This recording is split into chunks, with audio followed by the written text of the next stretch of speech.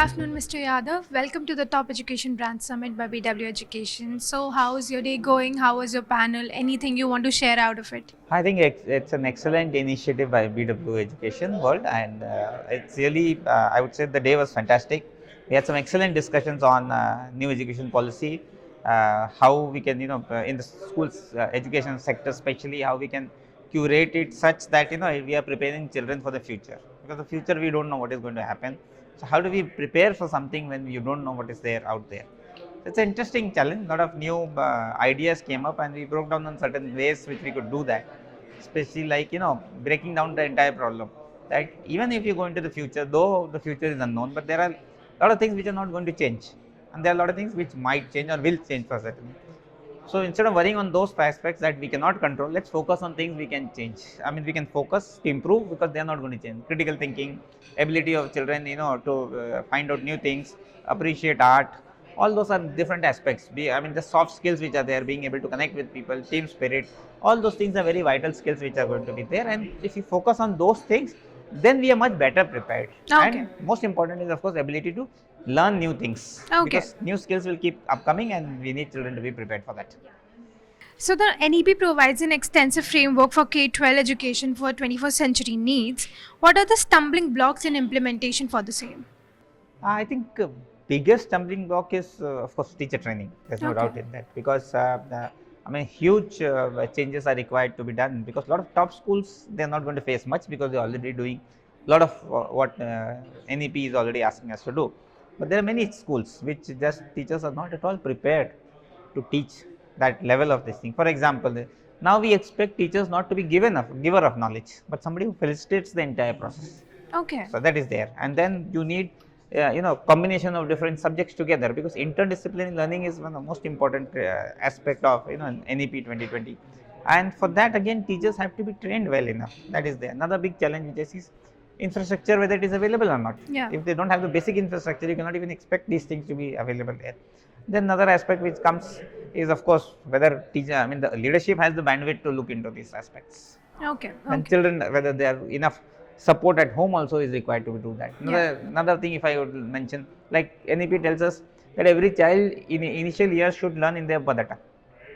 Now, the challenge is that when you go to any school, you get children from different various backgrounds. Some are learning mother tongue is English, Bengali, somebody Tamil, somebody Hindi, somebody Telugu, and so many others are there.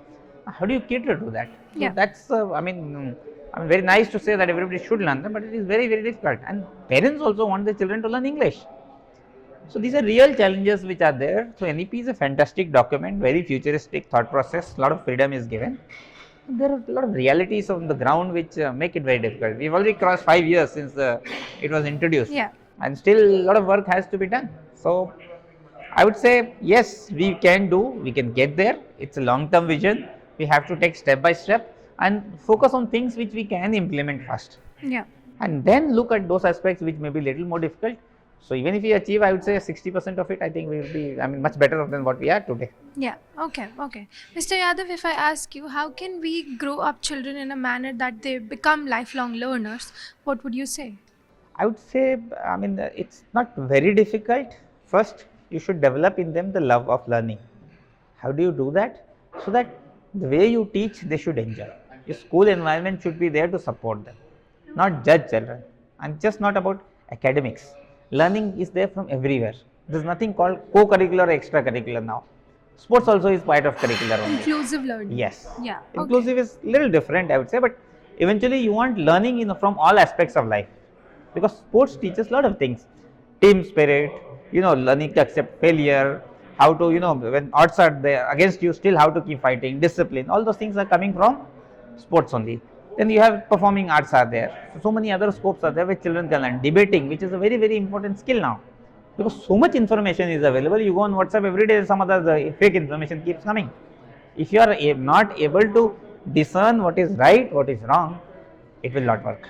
So these are there. So as a school, if you want children to be lifelong learners, first instill in them the basic love of learning, and your system should be designed such that they go through the process of learning. If you have an examination system where rote learning is there, children will not read the books. They will just mug up what is coming at the end and do it. But if we have where they have to think, They have to discern what is given, knowledge is given, and apply it. Then you will be able to do that. So it is always built by design, not by chance. By chance can happen to 1%, but if you really want across the board children to love learning, learn something new always, because new skills are going to be required going ahead, and all professionals we can easily understand that we have to keep learning every time. So these are the processes. I think if school does, a lot of it can be done. Okay, okay. Thank you so much for your insightful comments. So thank you so Thank much. you. Thank you for having me. It was a pleasure being here. Same here. And Same. I look forward to enjoying the summit today again. Thank you. Thank you. Thank you.